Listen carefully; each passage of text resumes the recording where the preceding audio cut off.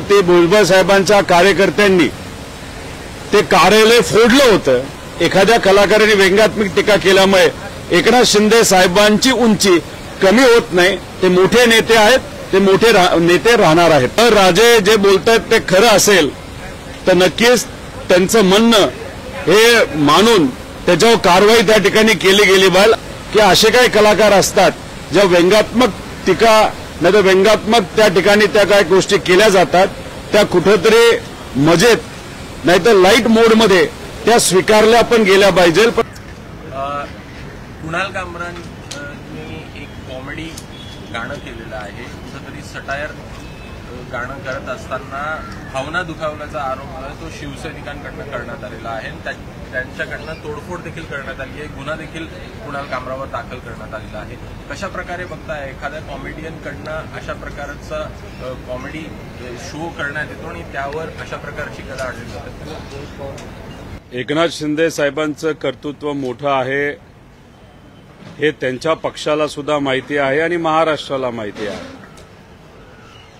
याच्यात आपण जर बघितलं तर बाळासाहेब ठाकरेंबद्दल बोलायचं झालं तर व्यंगात्मक टीका ही ठाकरे साहेबांची ताकद होती आणि एकनाथ शिंदे साहेब जर ठाकरे साहेबांचे कार्यकर्ते आहेत असं ते म्हणतात तर मला असं वाटतं की असे विषय जेव्हा होतात तेव्हा नेता म्हणून या गोष्टींकडे कुठेतरी दुर्लक्ष केलं गेलं पाहिजे। तुम्ही जर दोन उदाहरणं घेतली त्याच्यामध्ये राजीव गांधींबद्दल एका सिरीजमध्ये जेव्हा त्या ठिकाणी काही गोष्टी बोलल्या गेल्या तेव्हा राहुल गांधीजींनी सांगितलं होतं की असं काही बोलल्यानंतर राजीव गांधी साहेबांचं काही कर्तृत्व काही छोटं होणार नाही।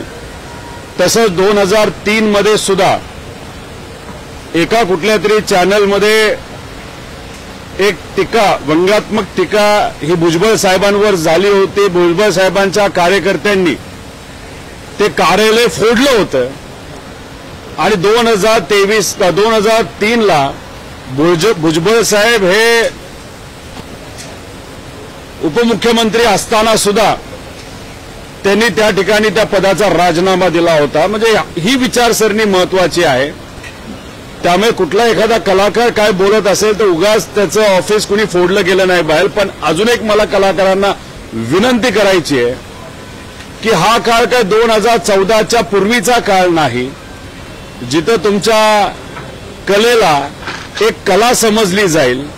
इथं जर तुम्ही एखाद्या नेत्यावर काय बोलत असाल तर अभिव्यक्ती स्वातंत्र्य आता राहिलेलं नाही। त्यामुळे तुम्ही सुद्धा त्या बाबतीतली काळजी घ्या आणि नेत्यांना सुद्धा मला सांगायचं की कुठेतरी प्रयत्न करा की असे काही कलाकार असतात ज्या व्यंगात्मक टीका नाही तर व्यंगात्मक त्या ठिकाणी त्या काही गोष्टी केल्या जातात त्या कुठेतरी मजेत नाही तर लाईट मोडमध्ये त्या स्वीकारल्या पण गेल्या पाहिजे। पण माझं एक मत आहे की असं एखादं कुणी एखाद्या कलाकाराने व्यंगात्मक टीका केल्यामुळे एकनाथ शिंदे साहेबांची उंची कमी होत नाही। ते मोठे नेते आहेत, ते मोठे नेते राहणार आहेत। संभाजी महाराजांनी वाघेपुत्राच्या समाधीचा मुद्दा पुन्हा एकदा उपस्थित केलेला आहे की त्या संदर्भातलं पत्रव्यवहार सरकारला त्यांनी यापूर्वी केलेले छत्रपतींच्या कुटुंबातून एक व्यक्ती आज जर या बाबतीत बोलत असेल तर मला असं वाटतं की त्या गोष्टी कुठेतरी सिरियसली घेतल्या पाहिजे आणि जे सर्व इतिहासकार आहेत यांना सुद्धा विश्वासात घेऊन जर राजे जे बोलतात ते खरं असेल तर नक्कीच त्यांचं म्हणणं हे मानून त्याच्यावर कारवाई त्या ठिकाणी केली गेली पाहिजे असं या महाराष्ट्राचा नागरिक म्हणून त्या ठिकाणी मला वाटतं। अशाच नवनवीन अपडेट्ससाठी डिजिटल कोल्हापूर चॅनेलला सबस्क्राईब करायला विसरू नका। आमच्या फेसबुक, इन्स्टालाही नक्की फॉलो करा।